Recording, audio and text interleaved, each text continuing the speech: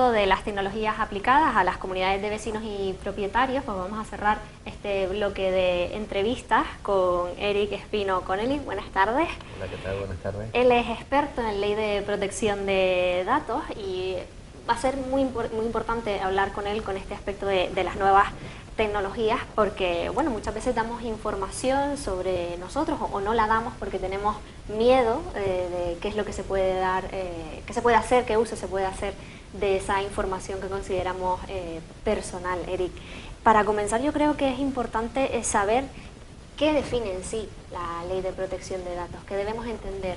Bueno, la ley de protección de datos define precisamente eso, que es un dato personal de una persona identificada o identificable.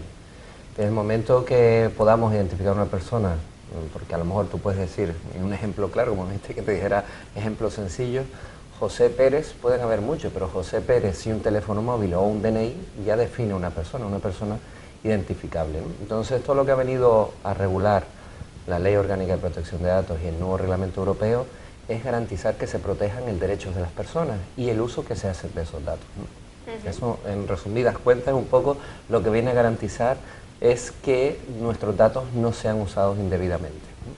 Entiendo que cuando se hace necesaria una ley como esta de protección de datos es porque hubo algún tiempo donde esta información pues circulaba por ahí libremente y no se utilizaba para el uso correcto y adecuado que... Bueno, parece que es algo así muy ahora de moda, pero realmente había una ley que se llamaba LORTAT en 1992, la LPD en 1999, el reglamento europeo que se publica en 2016 y que entra en vigor el 25 de mayo de 2018 y la ley orgánica 3/18 que se acaba de publicar el 5 de diciembre, es siempre un marco regulatorio que ha venido a ir protegiendo los datos personales de todas las personas a lo largo del tiempo. Lo que pasa es que, como todos, las tecnologías avanzan muy rápido y hay que ir intentando ponerle vallas al campo, aunque sea difícil, pero sobre todo con ese espíritu, ¿no? El de proteger un dato que es prevenir el derecho al honor y la intimidad que tenemos de nuestra información, porque a veces hablamos datos y pensamos que es algo escrito. Nuestra imagen es un dato personal también. Como profesional acabas de hacer alusión como, bueno, que no es una ley de ahora, que llevan mucho para atrás, pero que sí es cierto que a lo mejor para los usuarios hemos sido conscientes o se ha puesto más conocimiento y creemos que es algo reciente. Bueno, aquí ha ayudado mucho plataformas como Facebook. Estuvo publicando en el periódico, antes de la entrada en vigor del nuevo reglamento, página entera de toda su política de privacidad, porque había sido sancionada en este sentido, ¿no? Entonces, claro, redes sociales, prensa, medios de comunicación y en la sociedad de la información que vimos ahora, es más fácil que las noticias y que las regulaciones y todo lleguen al ciudadano de pie, pero como te decía, la ley es bastante, o sea, se remonta a muchas décadas atrás, pero obviamente con un entorno ahora. De hecho, la nueva ley se llama Ley Orgánica de Protección de Datos Personales y Garantía de los Derechos Digitales. Ya hace definición expresamente a derechos digitales, ¿no? Ya contempla situaciones que son nuestro día a día cotidiano. Hay un ejemplo clarísimo. Antes habían 4 derechos: acceso, rectificación, cancelación y oposición, que teníamos nosotros, y ahora ha venido un nuevo derecho, que es la limitación o derecho al olvido. Eso que tanto hablamos de que nuestros datos siguieran apareciendo en Internet, pues ha venido a regularse esto para que exista un procedimiento para poder suprimir esos datos, ¿no? Antes nombrabas a Facebook. Bueno, entendemos que hay mucha información sobre nuestros datos que no son de un ámbito de nuestra isla, de nuestra región, sino que abarca mucho más, y eso entiendo que es lo que hace que haya una regulación europea, que lo haga más amplio. Claro. No, y aparte de eso, ¿qué ha pasado? Tras la entrada en vigor del reglamento, muchas entidades tuvieron que cambiar todos sus contratos para garantizar que se cumpliera con ese tipo de normativa, porque el nuevo reglamento incluso establecía que aunque la empresa o la entidad no estuviera radicada en territorio europeo, si prestaba servicios a ciudadanos europeos tuvieran que cumplir con esa misma normativa, ¿no? Entonces hablamos de que es una preocupación muy importante. De hecho, han venido funcionando un progresivo avance de este tipo de normativa también por todos los temas del terrorismo y todo este tipo de cosas también, ¿no? Cuando hablamos de la Ley Orgánica de Protección de Datos, ¿qué está exento de eso? ¿O no hay nada? Mientras haya datos personales y alguien los maneje, custodie o capte, no... de hecho, en la nueva ley hace referencia a que hay una parte, el derecho de protección de datos de las personas fallecidas, ¿no? O sea que imagínate si todo lo demás está amparado, ¿no? Está muy pormenorizado qué se considera un dato personal, quién es el responsable del fichero, quién es el encargado cuando contrato a alguien para que me preste un servicio. Está todo muy bien regulado y de hecho en la nueva ley se refiere continuamente al reglamento europeo porque es una directriz que ha querido armonizar todo lo que son las políticas de protección de datos en todos los Estados miembros. Antes teníamos la oportunidad de hablar con Pedro de aplicaciones que facilitan la gestión de comunidades, de vecinos. ¿Cómo afecta esta ley de protección de datos en este tipo de...? Pues desde el momento que manejen datos personales en su totalidad. De hecho, ese tipo de aplicaciones tienen que venir con un clausulado conforme a todos los reglamentos de protección de datos. Dependiendo de cada tipo de aplicación, habrá que estar a revisar ese clausulado. Me he encontrado, de hecho, adecuaciones a complejos hoteleros donde habían empresas que le daban el acceso wifi a los usuarios, cogiendo todos los datos personales de los amigos porque se validaban con Facebook. Ahí estamos que la pertinencia de esa recogida de datos para dar acceso a wifi era ilegal, no se puede hacer. Tú tienes que sea pertinente la recogida de datos. Entonces habría que estar a cada caso, a cada aplicación. Normalmente las aplicaciones, por su mero hecho de querer llegar al ciudadano a pie, ya se debe cuidar bastante y decir hasta qué punto cumple con la normativa para poderse aplicar y utilizar con las comunidades. Para que nosotros seamos conscientes del calado que tiene una ley de protección de datos, es que al final está presente en todo, porque no solamente en este caso con las redes sociales ni con la gestión de una aplicación para una comunidad, sino también si quisiéramos montar un sistema de seguridad. Es decir, si hay una videovigilancia, ahí también hay una serie de... Por supuesto, y además es lo que vimos, esta ley afecta a entidades públicas y privadas. Tanto los organismos públicos deben cumplir con la protección de datos como las entidades privadas. En este caso, cuando hablamos de las comunidades son los responsables de los tratamientos de datos que se hagan. Es decir, si una comunidad, normalmente todas las comunidades tienen como mínimo un registro de tratamientos que es el de los comuneros. ¿Por qué? Tengo la ley de propiedad horizontal, pues tengo que tener los datos de los propietarios de la comunidad. Pero es que si la comunidad tiene empleados, tiene los datos de personal, de empleados. Si tiene videovigilancia, pues debo definir el registro de tratamientos de videovigilancia, finalidad, para qué. Y hay una serie de requisitos que todos están bien definidos y por eso es muy importante el dotar a la comunidad de la consultoría y todo lo que sería necesario y todo lo que debe cumplir. Perdón. Y además me gusta recalcar que el responsable del fichero es la comunidad de propietarios, que a veces trasladamos esa responsabilidad al administrador de finca. Hay comunidades que no tienen administrador de finca, que se gestionan ellas mismas.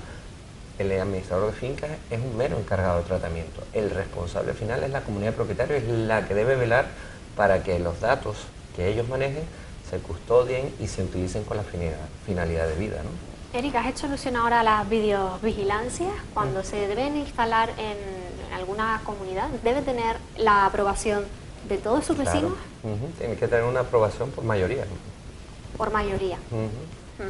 Y en el caso de que no se cumpliera, es una condición necesaria para no poderla...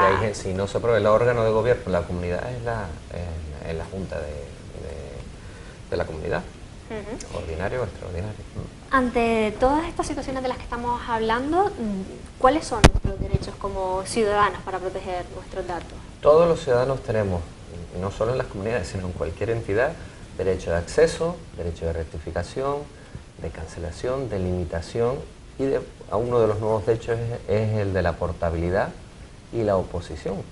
Pues son una serie de derechos que nos faculta desde rectificación, que mis datos estén mal, que me hayan puesto el apellido con Z en vez de con S, yo que sé, por poner un ejemplo banal, ¿no?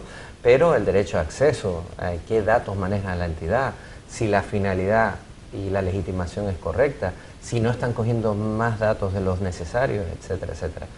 viene totalmente especificado la tutela de esos derechos y de hecho el nuevo reglamento establece pues, el mecanismo, la agencia prácticamente es el que vela porque a través de una simple denuncia, que es un canal de ciudadanos en Internet, poder hacer valer esos derechos. Dentro de estos derechos de corrección que has hecho alusión ahora, no sé si podrías decirnos cuáles son los más habituales dentro de las comunidades de vecinos. Normalmente en las comunidades de vecinos donde más tipo de incidencias respecto a protección de datos suelen ser por videovigilancia, que no se haya señalizado debidamente, que se hayan puesto cámaras fuera de los rangos de la comunidad, que cojan vía pública, pues dentro del fichero de morosidad que muchas veces se publica en el tablón de anuncios, cuando la normativa establece que sí, que todos los comuneros tenemos derecho a saber quién no está pagando la comunidad, quién tiene derecho a voto, ¿no? Pero el que no tiene derecho a saber quién es el moroso es el repartidor que viene dentro y entrega un tablón, o sea, hay que agotar, solo permite que se publique en el tablón de anuncios, agotado todas las vías del artículo 9 de la Ley de Propiedad Horizontal y del comunero que haya sido el único que no se pudo no publicar la lista entera, porque si yo le he comunicado a todos los comuneros y a todos los que son morosos que no pueden votar porque tienen esa morosidad, pues obviamente a ese que ya se lo he comunicado no tengo que ponerlo en el tablón y nadie tiene que saber que él es moroso, ¿no? Nadie, no, me refiero a los comuneros sí, pero no un tercero que no tenga nada que ver con la comunidad.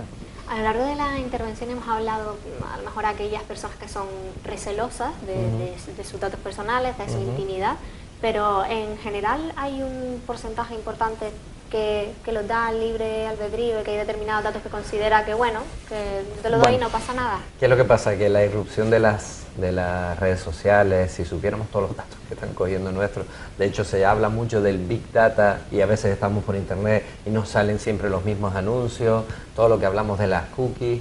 ¿Qué es lo que pasa? Que nos ofrecen tal cantidad de servicios, de acceso, de visualización de imágenes, que optamos por ceder Yo siempre hablo de cuando nosotros cedemos nuestros datos a cualquier empresa o entidad, los cedemos y tenemos derecho a revocar esa cesión, ¿no? Y antes habían prácticas como para entrar a una parte marcaba que ya cedía mis datos a todas esas empresas de marketing o de servicios que la nueva normativa establece que no puede estar marcado, que si yo quiero que me manden eso lo debo marcar yo, y antes habían prácticas como marcarlas por defecto, ¿no? De cierta manera lo que estamos haciendo alusión es que muchas veces autorizamos, pero no somos muy conscientes de qué estamos autorizando o cuál es la consecuencia que puede acarrear el que eso esté ahí. Y más si te ponen 50 cláusulas de toda índole, ¿no? Pero la recomendación que hacemos nosotros es, te las tienes que leer, le estás dando un activo tuyo, que son tus datos, ¿no? ¿Esto es lo que ha provocado que se haya endurecido o simplemente que hayamos sido más conscientes? Hombre, sobre todo el que se haya endurecido el marco sancionador ha sido que a veces les resultaba 600.000 euros, pues para una gran empresa que factura 8.000, 9.000, 10.000 millones, pues no es muy significativo. Y usar los datos sí que me es más rentable. Y claro, establecer un marco sancionador que va desde 900 euros hasta el 4% de la facturación o hasta 20 millones de euros. O sea, que estamos hablando que ha habido un incremento sobre todo para esas grandes corporaciones que eran las más sancionadas en cuanto a protección de datos, pero que les resultaba rentable. Oye, bien, pongo una multa, si genero muchísimos más ingresos, hago un balance y por eso... Para ir terminando, me gustaría saber si esas sanciones pasan solo por cuestiones económicas o dependiendo también de la irregularidad, pues pasan por otro tipo de medidas. La ley contempla primero una sanción administrativa, que quien cobra es la Agencia Española de Protección de Datos, esas sanciones, pero tú puedes ejercer ante la jurisdicción civil también, pues oye, reclamar daños y perjuicios que te ha causado. De hecho, hace poco estuvimos gestionando un problema que por meterlo en un registro de moroso le había sido denegado un préstamo y que a lo mejor le había causado un perjuicio grave. Pues si no tenían derecho a haberte metido en ese registro moroso, tú puedes solicitar daños y perjuicios en la jurisdicción civil también. Muchas gracias, Eric, por hacernos conscientes de la importancia de conocer la Ley de Protección de Datos y de involucrarnos también en cómo usamos nuestros propios datos. Si te parece, ahora en la tertulia, pues seguimos profundizando en el tema. Muchas gracias. Muchas gracias. Está muy interesante todo, así que bueno, vamos a descansar simplemente unos minutitos y a la vuelta todos nuestros invitados vamos a seguir ampliando en una mesa redonda. Hasta ahora.